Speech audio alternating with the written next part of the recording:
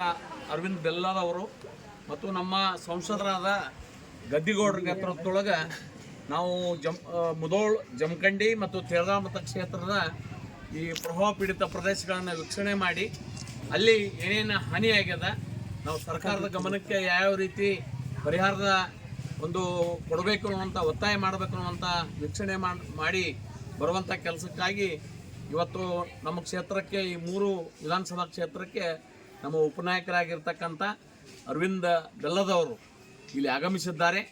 ಅವರಿಗೆ ನಾನು ನಮ್ಮ ಕ್ಷೇತ್ರ ವತಿಯಿಂದ ಸ್ವಾಗತ ಮಾಡ್ತೀನಿ. ನಮ್ಮದು ಬೇಡಿಕೆ ಅದ, ಈ ಅಸ್ಕಿ ಗ್ರಾಮವನ್ನು ಸುಮಾರು 15 ವರ್ಷ ಆಯಿತು ಶಿಫ್ಟಿಂಗ್ ಆಗಬೇಕಾಗಿದೆ. ಶಿಫ್ಟಿಂಗ್ ಆಗಲ್ಲ, ಪ್ರತಿ ವರ್ಷ ಇದು ನೀರಾಗಿ ಮುಳುಗುವಂಥ ಸಂದರ್ಭ ಅದ. ಈ ರೀತಿ ಟಾರ್ಚರ್ ಅದ. ಮತ್ತು ಸರ್ಕಾರ, ನಮ್ಮ ಸರ್ಕಾರ ಇದ್ದಾಗೂ ಸಾಕಷ್ಟು ಗುದ್ದಾಡಿದ್ವಿ ನಾವು. ಆದರೆ ನಮ್ಮ ಸರ್ಕಾರ ಮಧ್ಯದಾಗಿಲ್ದಾಗ ನಾವು ಪುನರ್ವಸತಿ ಗುರುತು ಮಾಡಿದ್ದೀವಿ. ಅದನ್ನು ಚೇಂಜ್ ಮಾಡಿ ಮತ್ತೊಂದು ಕಡೆ ಕೊಟ್ಟ ನಂತರ ಅದು ವ್ಯತ್ಯಾಸ ಆಗಿ ಉಳಿದದ.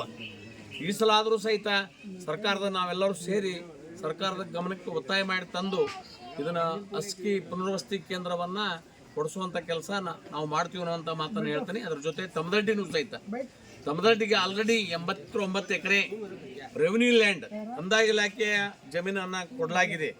ಅವರು 16 ಕೊಟ್ಟಾರ. ಅದರ ಯಾರೋ ಕೆಲವೊಂದು ವ್ಯಕ್ತಿಗಳು ಅದನ್ನು ಆರ್ಕಾಲಜಿ ಡಿಪಾರ್ಟ್ಮೆಂಟದ ಜಾಗ ಅಂತ ಹೇಳ್ಕೊಂಡು ಸ್ಟೇಟ್ ಅದಕ್ಕಾಗಿ ಸುಮಾರು 3-4 ವರ್ಷದಿಂದ ಪೆಂಡಿಂಗ್ ಮೆತ್ತದ. ಅದು ಪ್ರತಿ ವರ್ಷ ಅಲ್ಲಿ ಅದು ತಮದಡ್ಡಿ ಗ್ರಾಮವನ್ನು ನೀರು ಸುತ್ತುವರೆದು ಅಲ್ಲಿ 95% ಒಂದು ಸಂತ್ರಸ್ತದ ಅಲ್ಲಿ ಒಳಗೆ. ಅವೆರಡೂ ಮತ್ತು ಮೊದಲಮಟ್ಟಿ ಗ್ರಾಮನೂ ಕೊಟ್ಟಿದ್ದಾರೆ. ಹಳಿಂಗ್ಳಿ ಗ್ರಾಮಕ್ಕೂ ಸಹಿತ 32 ಎಕರೆ ನಾವು ಯಾರು ಸಂತ್ರಸ್ತದ ಅವ್ರಿಗೆ ಕೊಟ್ಟಿದ್ದೀವಿ. ಅದೇ ಪ್ರಕಾರ ಕುಲ್ಲಳ್ಳಿ ಕೊಡಬೇಕಾಗ್ಯದ, ಇಪ್ಪರಿಗೆ ಭಾಗಶಃ ಕೊಡಬೇಕಾಗ್ಯದ. ನಮ್ಮ ಕ್ಷೇತ್ರದೊಳಗೆ ಒಂದು 5-6 ಹಳ್ಳಿಗಳನ್ನು ಪುನರ್ವಸತಿ ಗುರುತು ಮಾಡುವಂಥ ಕೆಲಸ ಇನ್ನೂ ಸರ್ಕಾರದಿಂದ ನಿಧಾನಗತಿಯಲ್ಲಿ ನಡೆದ.